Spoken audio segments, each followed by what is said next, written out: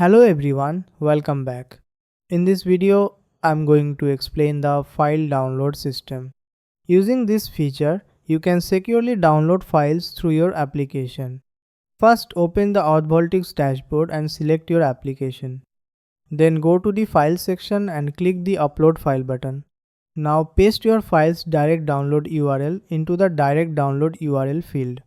You can also add an optional note below if you'd like. After that, click Upload File. Once the file is uploaded, you will see a file added successfully message and a file ID will be generated. This file ID is what we'll use to download the file inside our software. Now let's look at the code. Inside your CSharp project, you need to call the download function and paste your file ID into it.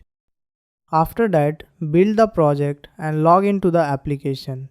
Next, enter the folder path and the file name or extension.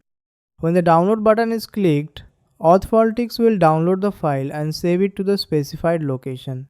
If the download is successful, the API returns the file data and the file is automatically saved. This feature can be used to deliver updates, tools, resources, configuration files, and protected files. Everything can be managed directly from the AuthVaultix dashboard. For more information, visit authvaultix.com. Thanks for watching.